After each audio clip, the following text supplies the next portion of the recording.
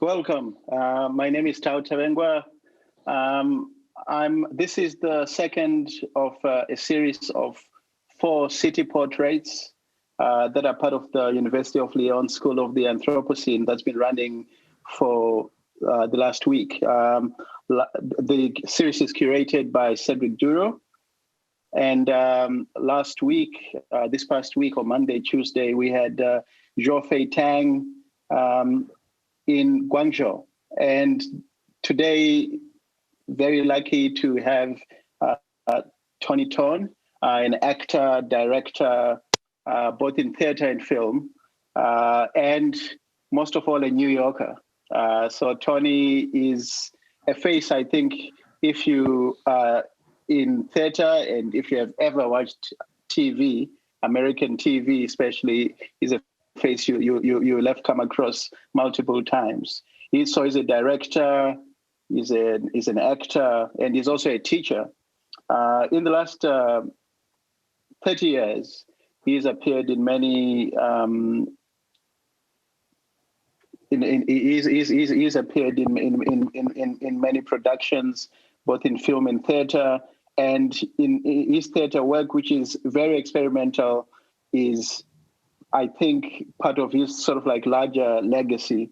You will know possibly that Tony is the director of Bill Talent's Reverend Billy and the Church of Stop Shopping, which is now running 20 years. And that's quite remarkable. The founding director. Founding director, no longer the director, but founding director. And also, he's the creator and star of the punk rock mashup Ubu Sings Ubu with co-director Dan Safer. Tony teaches as well. And he's a teacher at MIT in theater, acting, and also at the Playwrights Horizon Theater at NYU. So Tony is going to take us through his New York, his Manhattan. And what's so great about this is that we all get to travel through Tony. So we are all going to New York for the next hour with a New Yorker, real New Yorker, pulling us along. Tony, take it. Thank you. And thanks everybody for joining me. I'm going to try something a little ambitious. I'm going to try to walk you through my general neighborhood in New York and talk about some issues. And you'll be hearing things like you hear a siren, you hear the sounds of the city. But but before I start anything, I want to offer a land acknowledgement. New York City sits on indigenous Lenape territory. And I acknowledge that we are here on the indigenous land. And New York is also the largest urban indigenous population in America. I mean, sorry, in the United States. So I want to offer a acknowledgement to the indigenous guardians of this land, past, present, and future. So New York is, a huge city with a very complex history. So I can't offer a major portrait of the whole thing. So it's going to be one of those things where by seeing a very personal sliver of the city and talking about some of my personal experiences and also some of my observations about my neighborhood, maybe you'll get a wider picture of the whole. I'm starting in an area called the Meat Market District. And this is just half a mile south from where I was raised and still live. I'm 55 years old and I've lived in this neighborhood my entire life. And the Meat Market District down here, has been traditionally the place where meat that was slaughtered in the rest of the country came into this area by train and went to all these different companies like the one behind me. And this is where the meat was distributed to restaurants and supermarkets all across the nation. And so this is the way it was when I was growing up. And you can see that there's still a place here where they do this sort of business. And behind me is a sort of a greasy spoon diner of the kind that you would get like a cheap meal. You can still get a cheap meal here. But in the last 20 years especially, this place has totally changed. So I'm going to pan you around. If you look behind me, you'll see the buildings behind me are all used to be, slaughterhouses, butcheries, and meat coolers. And it's now very, very fancy boutique stores. So this is my tour. The tour is really going to be about gentrification. Now, gentrification, of course, is happening in all the big cities, and it's always been a thing happening in New York. But in my experience, gentrification has really sort of been turbocharged recently. And a lot of these things are happening much faster than I ever could imagine. Now, you see the train line behind me? So, Tao, that's the Highline. Have you been up there when you visited here? So this is the train line that they used to use to bring all the meat to market. And it was discontinued in the around 1980 when I was a teenager. And me and my friends used to sneak through the barbed wire and play on top of this train line when it was just abandoned. And it was beautiful there. It was all filled with overgrown weeds and vegetation. And it was sort of like a really sort of lost corner. And we really, really loved it. So what they've done is inspired by a similar project in Paris, where they redid an elevated train line and turned it into a walking park. The Highline has turned into a walking park of itself. And it's become a major tourist destination. Now, it's actually, on the weekends, it actually opens later. So we're not going to go up there today, but I think that's okay because it's a little windy. If I was up there, you probably wouldn't be able to hear me. But the general gentrification that's been happening in this neighborhood over the last couple of decades got completely pumped up by the Highline. This is a place that has it has millions of visitors a year. It's become one of the most popular tourist destinations in New York. It's a victim of its own success. Now, the Highline opened in 2009, I believe. And that's when things really started picking up with the gentrification. And one thing that happened about 5 years later is that right at the end of the Highline, they built a huge new museum. It's the Whitney Museum of American Art that used to be for all of the 20th century up on the Upper East Side, and now it's here. I'm going to show you. There you go. So,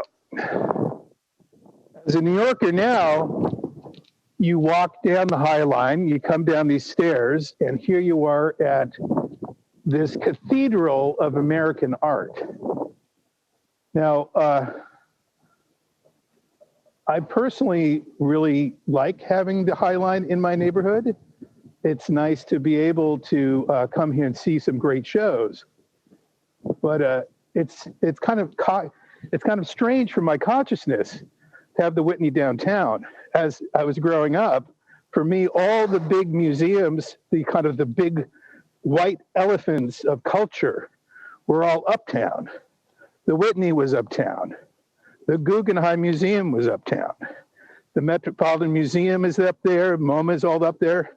For me, big cultural institutions like the Whitney belong uptown, while downtown, for me, is for the people. That's where you go see music. That's where you hang out in the park. That's where you go to clubs. So the fact that the Whitney is here is both something that I appreciate and something that creates great cognitive dissonance in me. New York is a constantly changing thing, but for me, there are certain things that I grew up with understanding that I kind of don't understand in this new context. But as the filmmaker Jim Jarmusch says, New York is designed to break your heart. So you should not question when it breaks your heart over and over. So we're now on Gansevoort Street, which goes back to, it's a very Dutch name, Gansevoort Street. And this street is significant for me because, well, first of all, I went to nursery school really close to here. This is a couple blocks south. So this is an area I've known my entire life. And in 1990, I did one of my first projects with the director Reza Abdo, who I worked with quite a lot. And he did a show called Father Was a Peculiar Man with On Guard Arts, Annie Hamburger's company that does site-specific theater. And it was sort of a street circus version of the Brothers Karamazov. I'm actually working with a couple of people, Patty Abar from Brown University and others, and also some other Reza actors, to do a sort of a reconstruction mapping project, a rediscovery of Father Was a Peculiar Man, to keep an eye out for our work on that. But I want to show you a tale of two French restaurants. Okay, so I'm standing in front of, let's see. I'm standing in front of a place. You can see the sign, it says R&L Restaurant. But that was the original restaurant that was here like maybe 40 years ago. This, for many years, was a restaurant called Florent. And it was a huge center of the cultural life here. This area, the Meat Market District, before it was gentrified, was basically had three different industries. There was the meat markets during the day, and at night, it was the home for specifically underground clubs for the queer culture. Places like the Clit Club and the Anvil and the Hellfire Club and stuff like that was in this area. And it was also an area for prostitution and sex work. And specifically, there was a very major kind of clique of transsexual sex workers here. And when we did our work with Reza Abdo, at first they were very suspicious of us, but then when they saw that what the work we were doing and that we were very sort of open and friendly to them, we had a kind of wonderful sort of coexistence with them. And back then, when people would go out to the clubs all night, they would come to this restaurant, Florent, and because it was open 24 hours. And it was, you know, it was just a cultural hub. Florent was a fantastic person. He is a fantastic person. He's still with us. There would be these great parties. Florent was very open about his HIV positive status, and he would post his daily T cell count on the board along with the daily specials of the menu. Now, eventually, they doubled the rent of Florent. And Florent had to close, but not before they gave a huge series of parties. And the word Florent, they took away the L, so it said faux rent, this space for rent. The reason why I think this is significant is it's 13 years after Florent closed, and there has not been one single successful business in here. It just has been sitting there. So what happened is the landlords doubled the rent. Nobody can afford the price, but they get a tax break. So it doesn't matter to them. They can leave it. They don't have any incentive to make a deal to bring in a restaurant that can actually survive in this space. And that's one of the things that's driving gentrification here. So Florent is no more, but what we have instead is Pastis. Now Pastis is a French restaurant, but it's not created by French people. It's created by New York developers and designers. So it's not authentically French. It is really like a Disneyland version of France. And this is what we get. I like this restaurant. I especially like their sardines, but it's a designer version of something that otherwise would be quite authentic. You know, I don't know who originally said this. My friend, the poet Brenda Coltis, quoted it, and I don't remember who she was citing, but I always thought it was a good observation. That when you're gentrifying a neighborhood, you revoke and then you evoke.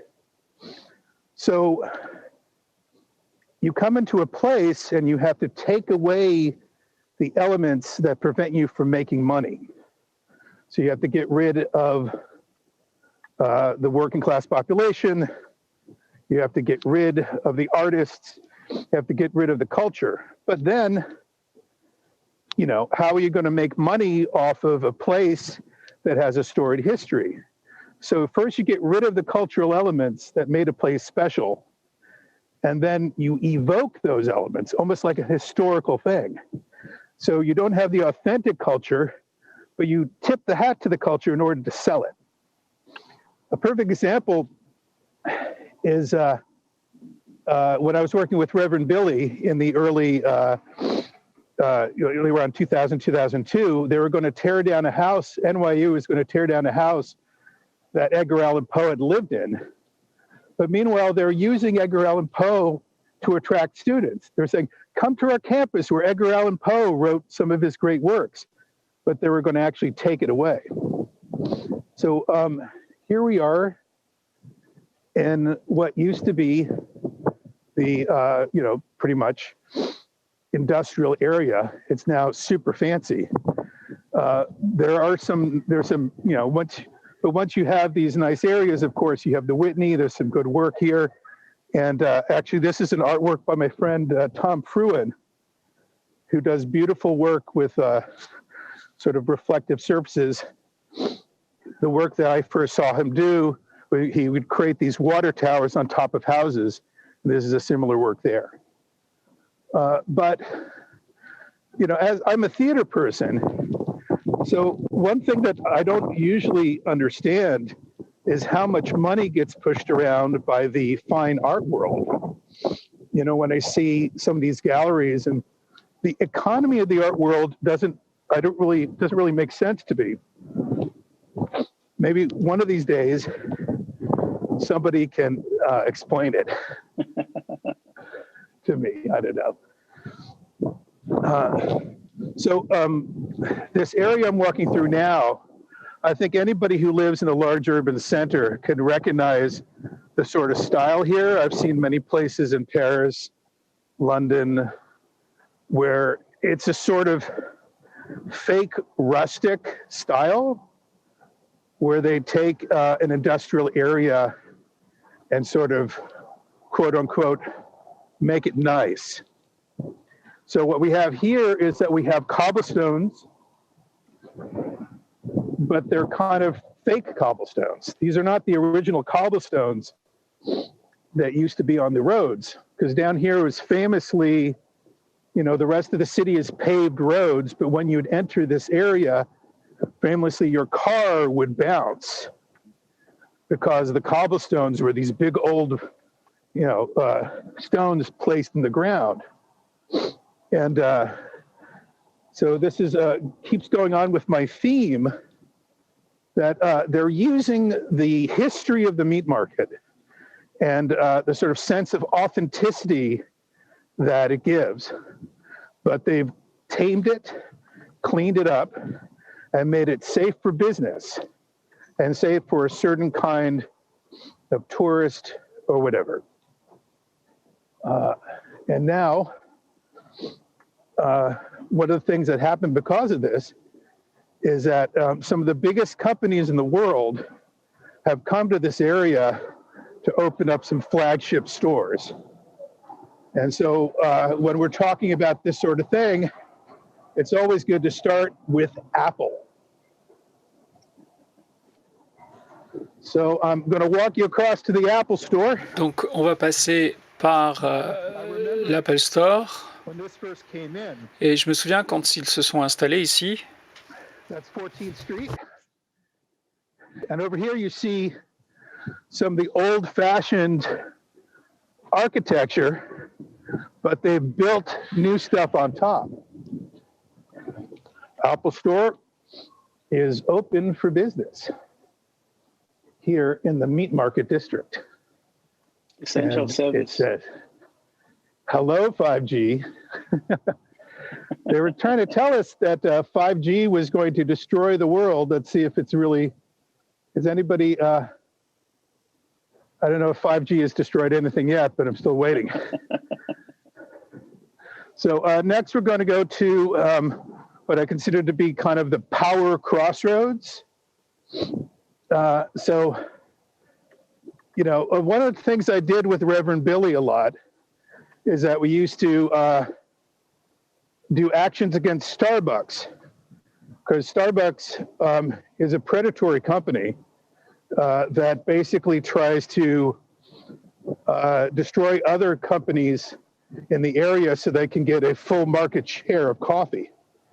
Now, for this, my neighborhood now, with its development, just a regular coffee shop can't do. So what we have here is, I think it's called, yes, it's the Starbucks Reserve Roastery. So this is a super, super fancy, like I was talking about how pastis is like a Disneyland version of a French restaurant. This is the Disneyland version of a Starbucks thing.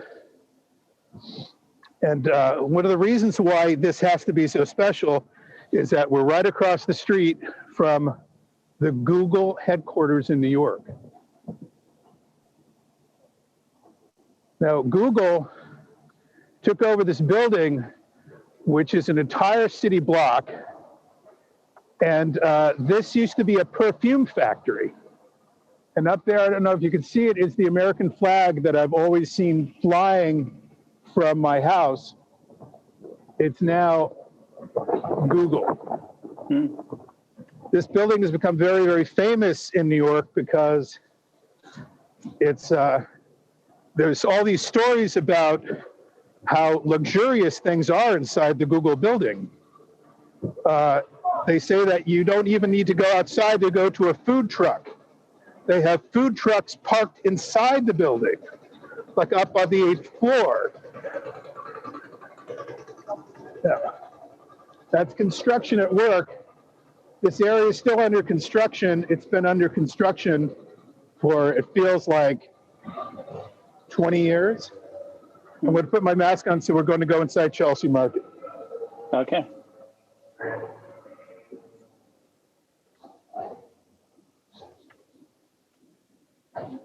Hello.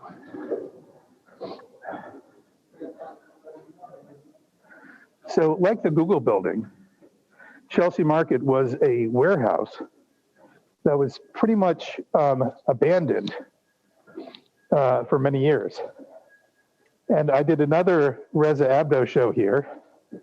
We did quotations from a ruined city, which we first premiered in Los Angeles. We came here and we performed in what used to be the top floor. And it was it was a real mess at the time. It was a completely sort of abandoned area. We had to clear it up. We had to do a lot of work to make it usable. After we left, it turned into a production studio. And now it is the home of the Food Network.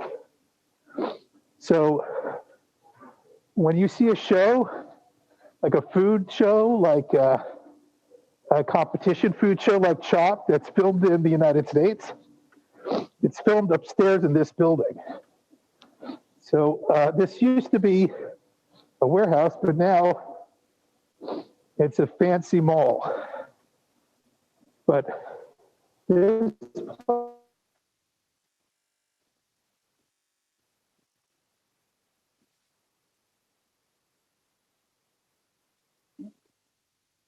Johnny, are you there?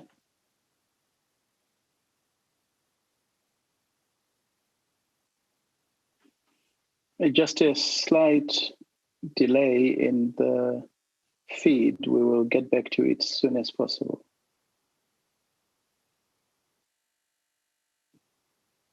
Hi, Tony.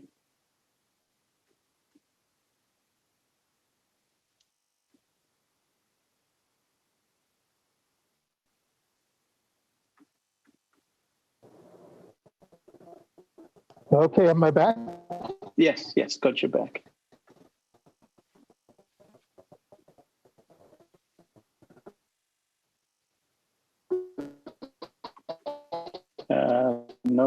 No picture yet. Apologies, everyone. We're getting back. For the next part of my tour.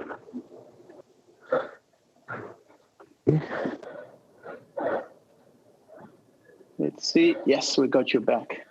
Yeah. Okay, great. I'm going to leave the inside here because I think the signal's not so good. Give me a second. So is it fully open? Is it like just operating as normal right now? No, it's they keep experimenting with opening it and closing it, opening it and closing it. Mostly what people do is they eat outside.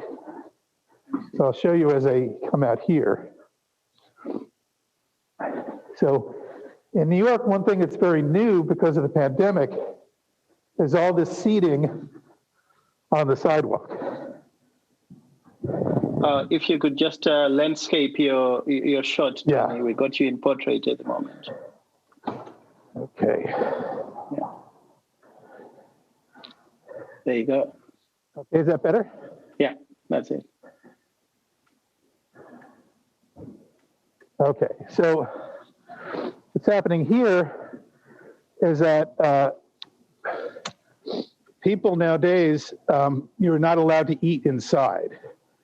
So they built these little areas for people to live, to eat outside. And this is something I actually really, really like. And I hope we can continue doing this after the pandemic's over. It almost feels like you're in France. So like I have this idea of Paris that you can eat outside. There's all these wonderful places to eat on the street. And it wasn't so much a part of what was going on here. And now it's great. Everybody's freezing their asses off because they want to eat out, but they can't go in. So even though it's so cold, they like to be here. So this is a supermarket called Western Beef, and I actually performed Ubu Sings Ubu with my friend Dan Safer in a theater upstairs here. But this is Western Beef. This is the only supermarket in the neighborhood that you can still get food at a reasonable price. So the gentrification has been circling around the neighborhood, but it hasn't dealt with the fact that we still have a lot of public housing in the neighborhood and nobody thinks about these people. In Western Beef, they're trying to sell the building. So pretty soon, even this one place where you can get groceries for a reasonable price will soon be gone.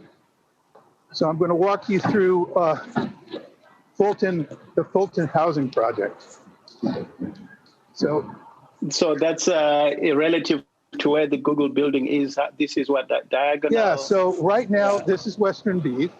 And we're going to walk through the housing project. So Fulton housing project, which I'm walking into now, is from 16th to 19th Street. And these housing projects were built in the early 60s, around the time I was born. So the gentrification in this area is not for the residents of these projects here. It's just for the people who can spend money.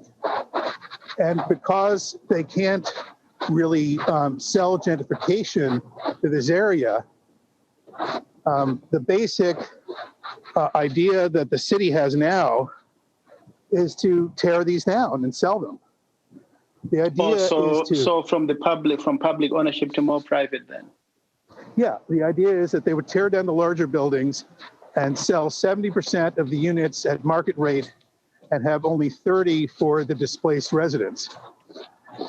that's, just to give a little political sideline here, the current mayor of New York ran on a very progressive ticket. He said that he was going to come and solve the housing problem in the city, which is a problem because real estate development and speculation have driven it all up. But the problem is even a supposedly progressive mayor like we have now, his only option to deal with the problem has to be a market problem, a market solution. They don't accept anything other than a market solution in this country and in this city. So even, the political dialogue in America right now is skewed by the fact that compared to the rest of the world, everything is shifted over right. So supposedly, our wildly leftist, crazy socialist Democrats are usually what would be seen in the rest of the world as center or even possibly center-right. Meanwhile, the Republicans, who were supposed to be like the center-right party, are actually more like a fringe party, a fringe nationalist party. And so it's hard to have a real dialogue about politics in this country because you can't even discuss the pros and cons of a non-market-based solution without being like, oh, you're a commie or whatever it is. That makes things a little bit tricky. So I keep talking about.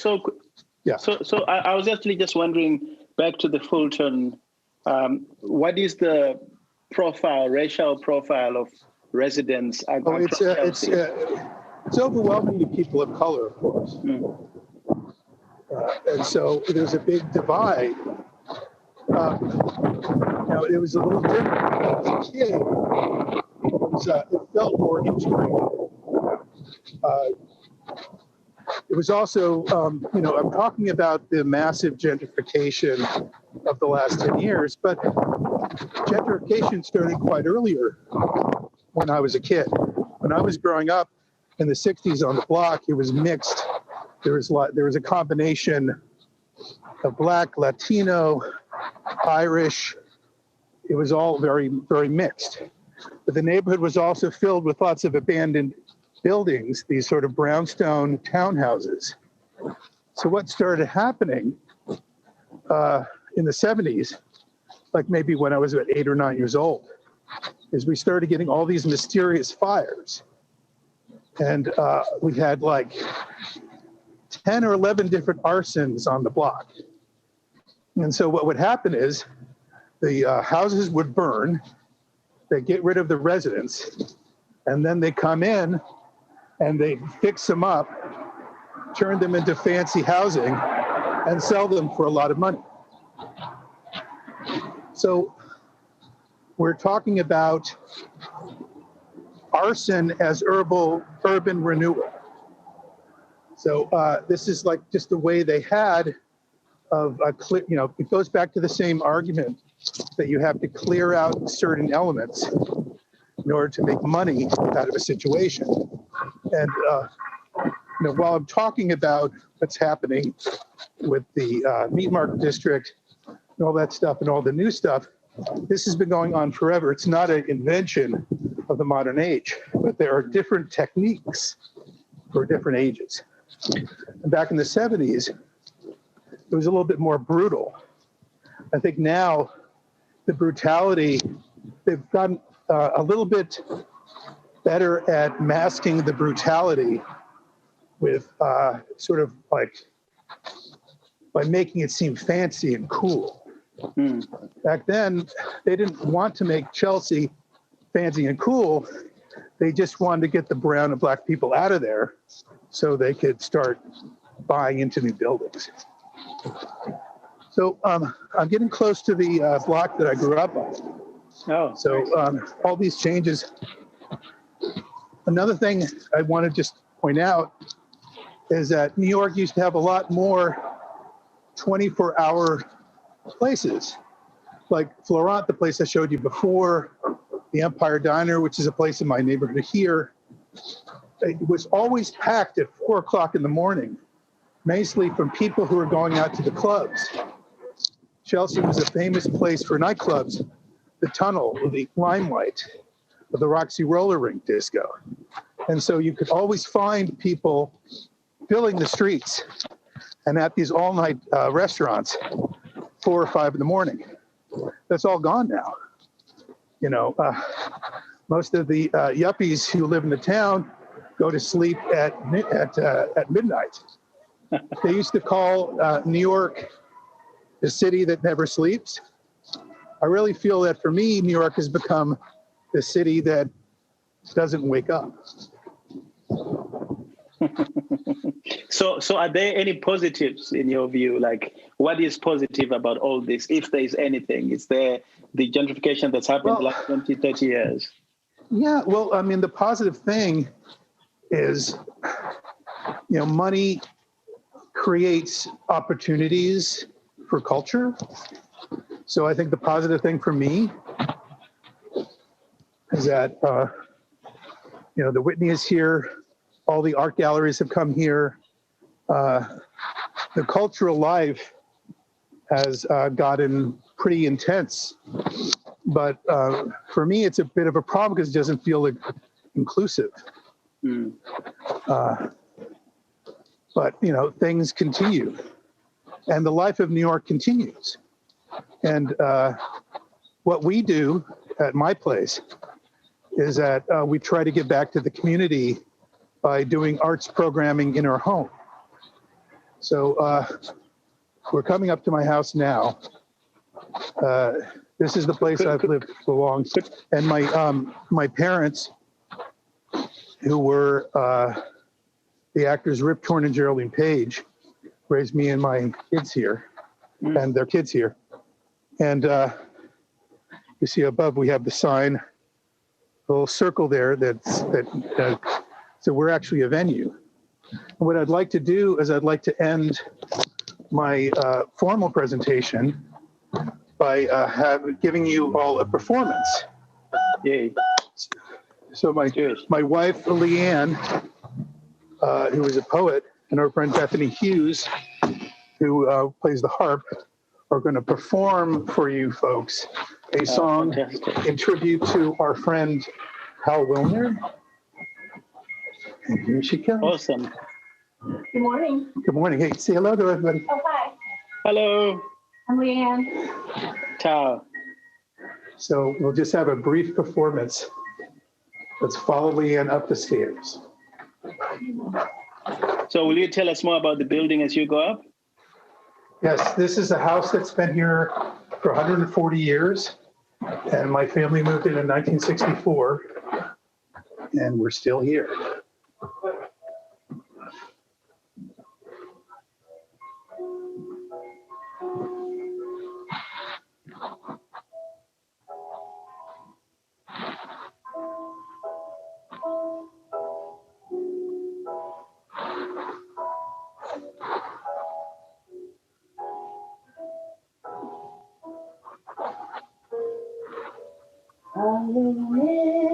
The wind is blowing.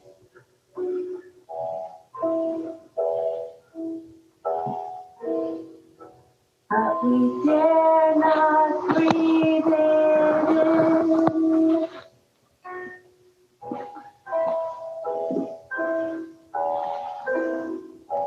I put on my mask. I put on my mask. I put on my mask and vanish.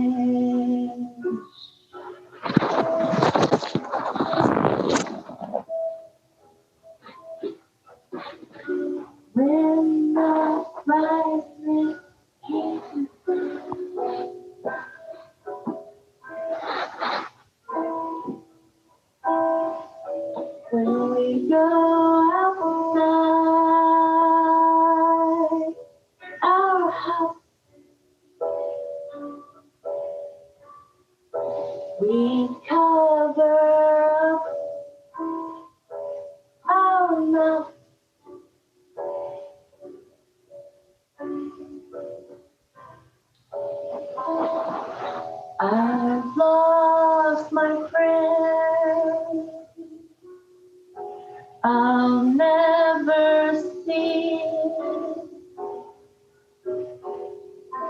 him again. Oh, the wind. Oh, the wind. All alone. Oh, the wind is blowing through the graves. The wind is blowing.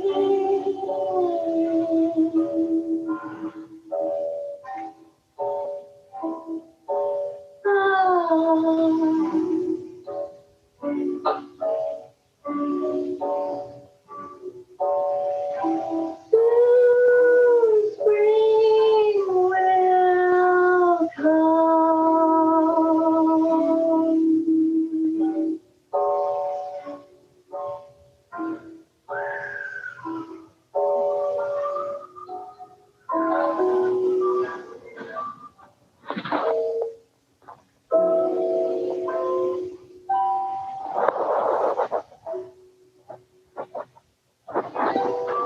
And that's it. Thank you very much.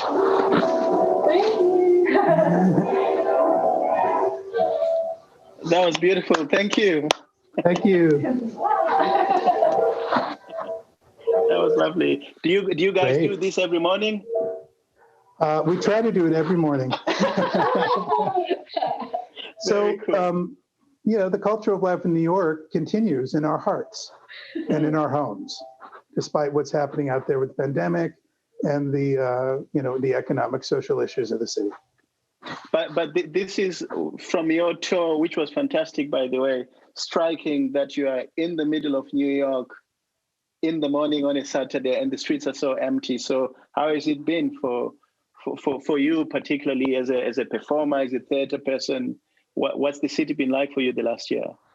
Well, a huge part of the cultural life that I engage with is gone, and it's in deep freeze. And Leanne is a poet who spends most of her time at public readings, so it's a problem there too. And I've been doing tons of stuff online. All my teaching now is distanced online. The artistic projects I've been doing have been on Zoom. And for a while, I was very, very grateful for that. And I still am grateful. The ability to continue teaching is an incredible gift when so many people are out of work. But it's after a while, screen fatigue is a problem. And the fact that we can have this conversation, you and I, and that we can be seen and heard by people around the world as part of this school of the Anthropocene is a great gift, and thank heavens for it. But it's really, really difficult. I have to constantly remind myself that I'm privileged because I like to, it's sort of a soul destroying thing for those of us who are dedicated towards in-person connections and community in person. And, the community that's online is a beautiful thing, but it doesn't replace for me the actual encounter. Theater actors, acting on film is one thing, but when you're a theater actor, you live for the electric current connection between yourself, the other performers, and the watchers. And that's, of course, totally absent. And there are some people who say, oh, well, maybe I'll never return. I don't know. I feel like the human need to be in person, to be gathering together is so inherent that I think that when we're able to gather again, it's going to be a massive explosion. I think people are going to be so thirsty to do that again. So I'm being patient. I'm reminding myself that I come from a place of privilege, and that I'm privileged to have the resources that I have. So I try not to be too, sad about my personal dilemma, but I feel it. Also, when it's not so cold, even throughout the pandemic, people are still on the street. People in New York all believe in wearing their masks, and they go out and they gather in these outdoor restaurants. And it's extraordinarily cold today, so that's one of the reasons why it's so empty. But even on other times, you would be surprised, because I know you spent a lot of time here, at how empty it is. And the places where people are gathering, you don't want to go in there because you see certain people gathered together and they're not wearing their masks and they're laughing and they're shouting and drinking beer and they're ignoring the dangers. So I don't personally feel a desire to join the small groups of people who are sort of flat, not caring so much about the problems with the quarantine. We actually have got an audience question exactly on that. Perfect. Somebody's asking, sanitary regulations, interior spaces have push out moments of life and sociability to the streets. Under constraint, we may be reinvesting into the street, which is a positive thing, and you showed us something earlier. So is this a real trend, or do you think it's just going to be a temporary phenomenon? Well, specifically the restaurants thing with the outdoor seating. Like moving, they've said that they're going to continue into the street. Yeah, they say they're going to continue it because the idea will be that the restrictions that they used to place on restaurants being able to take over sidewalk space for seating, they want to continue it because they feel that even when things, quote, get back to normal, that the restaurant industry will need several years of additional support. And also, like I was saying before, I find it a beautiful, you were asking before if there's any positive things I see. Well, one positive thing is that I find the experience of sitting outside having these restaurants is to be really beautiful. And like I said, it makes me feel like New York's becoming more like a city like Paris, where the sort of sidewalk dining and the sort of the culture of the famous cafes almost feels like it's moving in that direction. And it's the place where we have been gathering, so we gather in these restaurants. We're separated by these little cubicles, but you have a sense that if it's a place that's properly doing it, that you could be safely in groups. And so it's not the actual experience of being in the groups, but it's almost like a version of it that can get you through. And I think this will continue. I suppose you mentioned now about how at the moment we all have to be on some level content, I guess, with these mediated through the screen experiences. We've got a question, an audience member that wants to know, I suppose, if you have got any work coming up that might be accessible, that they might be able to see in these months where we are all pretty much stuck inside. Well, definitely what I started working on this last summer is a project with my friend. There's an actor, Clark Middleton. He was in many movies like Snowpiercer and Kill Bill Part 2. A very old friend of mine who used to teach here. And we've been creating a collaborative film that's an international film with people filming remotely from places like South Africa and Tokyo and South America, Colombia, Argentina, Brazil, and here in the United States. So it's a kind of an anthology film of scenes that are performed over Zoom. But we've been remaking that. We've been reshooting the scenes with our phones as a 4K thing. We originally did a Zoom version. Now we're trying to make it into an actual film. Tragedy struck in the fall because Clark Middleton, my good friend who conceived this project, who was living in Los Angeles, died of a virus, but not COVID.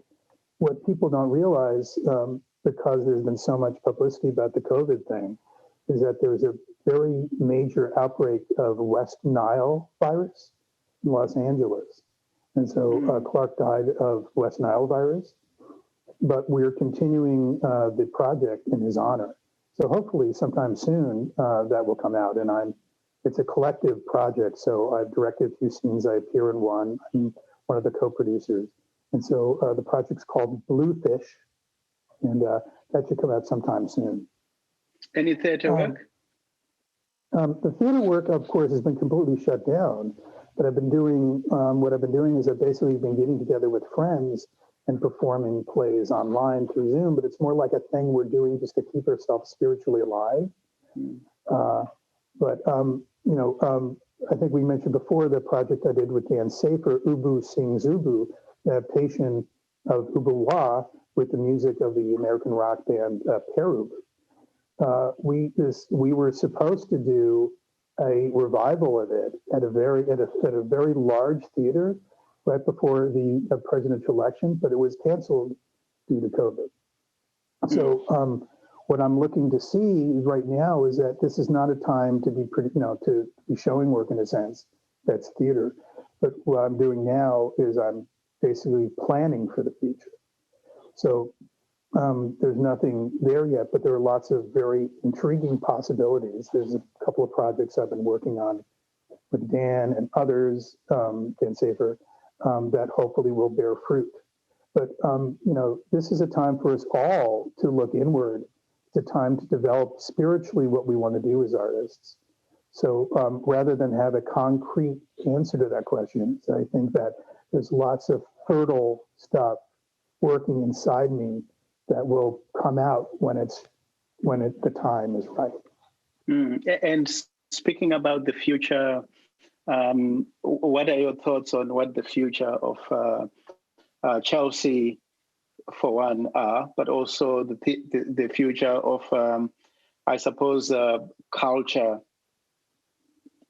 in general, because that's always been very space oriented, and suddenly there is this thing that forces us to think of space in a very different way. So how do you think your neighborhood, 10 years, 15 years, what does it become like? Is it totally Disney, or do people fight back in some way and we find a middle? And in terms of your work and being a performer live, how do you think that, what does that look like? Well, one of the biggest issues for theater performers is that we work in space. That we need spaces to work, and in New York specifically, space is very expensive. So that's why a lot of us do these home salon things and stuff like that. But there's lots of construction going on here. They were going to do a big new project that's going to be opening up on the river. It's going to be called the Little Island, and created by Barry Diller. They were talking in the early stages of development of having a big theater there, and then they nixed that out. There's no longer going to be a theater there. So the question is, when we come back out, is what are the spaces? Big institutions that have big theaters, can they sustain? Can they sustain themselves on a business model? Can this sort of fabulous development of Chelsea with all this fancy stuff like the Hudson Yards on the end of the Highline, can the development, there's a tension there between this crazy development for a very small segment of the population that can afford it, and thousands of people in this neighborhood who are not part of that build-up culture. So I would see that culturally things will continue to grow. There'll still be amazing cultural events and creations here. New York will still be a place where people all across the world come to create culture. But there's a tension building. It's always been there, and the tension will continue. So I'm just curious to see how the culture in Chelsea can be more inclusive, and we can bring all of our neighbors together. Johnny, that was wonderful. Thank you. Thank you. Thanks, everybody. You took me to New York. I've been stuck in London the last year, so it's great to be able to see the streets and to speak to you, and hopefully we get a chance to speak again soon. And thank you to your family as well for that performance. So thank you, guys. Thank you. That was Leanne. That was lovely. For that. Thank you. Yes. Yes. And thank you, our housemate Bethany, and on to the our harp. audience everywhere, on their behalf. Thank you. Thank you. That was lovely. Cheers, Thanks, Tony. everybody. Cheers. Thank you.